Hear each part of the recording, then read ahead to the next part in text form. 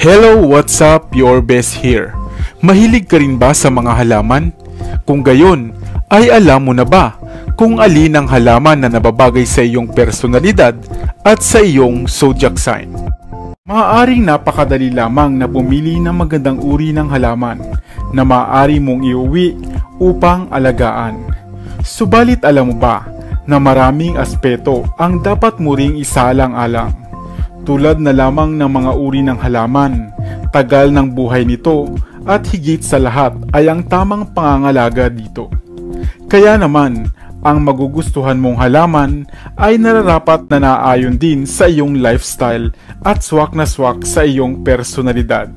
Kaya naman halika at isa-isahin natin ang mga halaman o houseplants na nababagay mong alagaan base sa iyong zodiac sign. Narito ang mga halaman o houseplants na nababagay mong alagaan base sa iyong zodiac sign. Aquarius, January 20 to February 18. Ikaw ang isa sa mga masasabing pinakakakaiba o unique sa lahat ng mga zodiac signs. Mahilig ka sa mga kaiba at natatanging mga bagay, sapagkat para sa iyo ang pagiging naiba o unique ay nagdadala sa iyo ng karisma.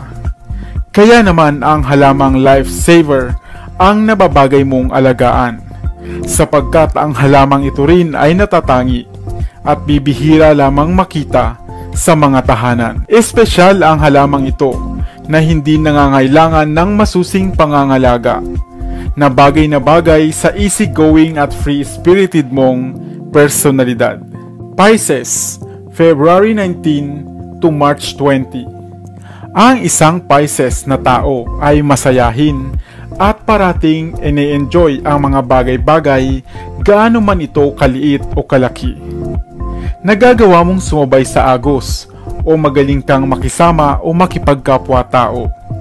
Gaya ng string of pearls, hindi lamang magandang pagmasdan ang mga tangkay ng halamang ito, sapagkat sumasayaw din ito sa hangin at animoy nagdiriwang. Madali rin itong alagaan at nabubuhay sa anumang uri ng klima. Sinasabi na ang munti nitong puting bulaklak ay napakabango rin at nagdadala ng dagdag ganda sa halamang ito. Aries, March 21 to April 19. Ikaw bilang isang Aries, ang personalidad na hindi dapat pinaglalaruan o niloloko kung ayaw nilang makatikim ng ganti buhat sa'yo. Tahimik madalas at handang magbigay ng opinyon kung kinakailangan.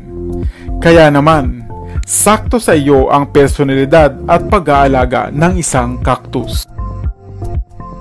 Madalas namumuhay ang mga cacti sa mga disyerto, subalit marami rin itong mga variety na okay alagaan sa ating mga tahanan.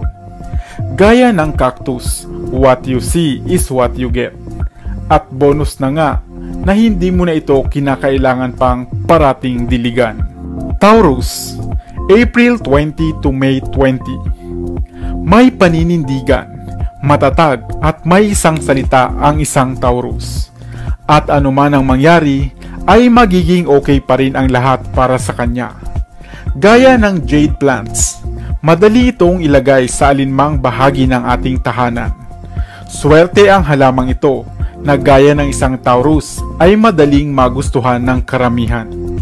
Gemini, May 21 to June 20. Madiskarte ang isang Gemini at handang bumagay sa lahat ng sitwasyon. Kaya bagay na bagay rin sa iyo ang air plant. Ang halamang ito na nabubuhay kahit pangang walang lupa. Gaya ng halamang ito, flexible ka rin at mahilig sa mga bagong pagkakaabalahan. At kung nais mo rin ng bagong ambience, ay maaari mong ilipat-lipat ang air plant. Cancer, June 21 to July 22. Maramdamin, subalit mabait at matulungin ang isang Cancer.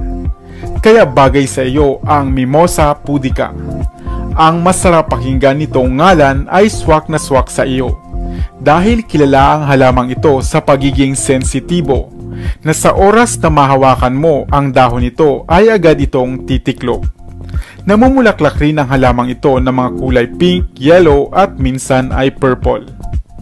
Leo, July 23 to August 22. Malakas ang dating at karisma ng mga Leo at saan man sila dalhin ay labi silang kinagigiliwan.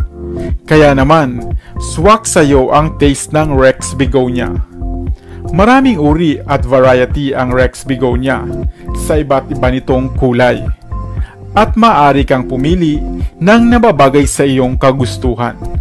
At kahit gaano pa nga kasimple ang isang tahanan, kapag meron kang Rex Begonia, ay tiyak na lalo itong gaganda.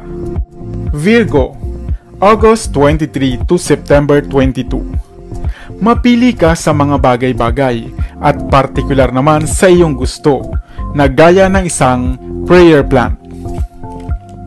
May iba't ibang varieties ang prayer plant at kilala bilang isang mainam na houseplant. At gaya ng isang Virgo na madalas nais mapag-isa, ang halamang ito rin ay misteryosong tumitiklop ang dahon sa pagsapit ng gabi na animoy nais ding mapag-isa. Ang halamang ito ay nangangailangan din ng extra care at pag-aalaga. Libra, September 23 to October 22. Kampante, tahimik at kalmado. Iyan ang mga katangian ng isang Libra. At ang peace lily ang nababagay sa iyo. Ang puti nitong mga bulaklak ang nagdadala ng ganda at karangyaan sa loob ng tahanan. Ang peace lily rin ay nabubuhay kahit walang sapat na sikat ng araw.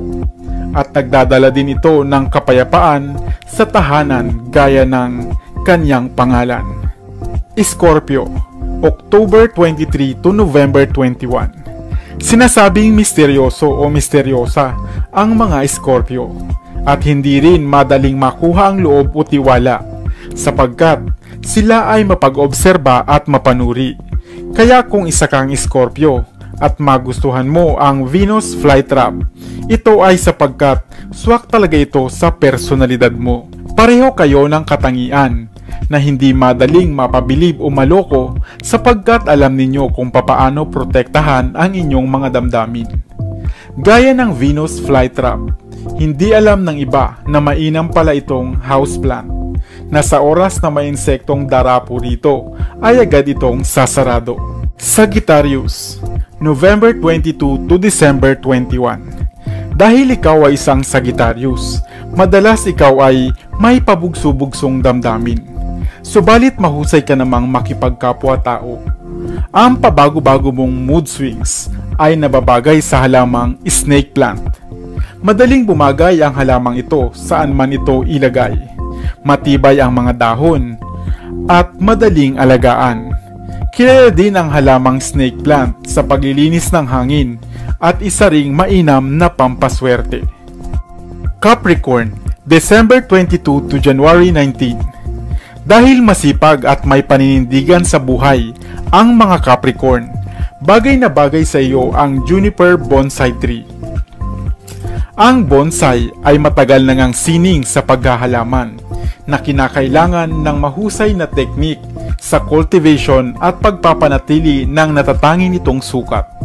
Isang munting puno na katulad ng normal na puno o halaman, subalit sa pinakamaliit nitong bersyon.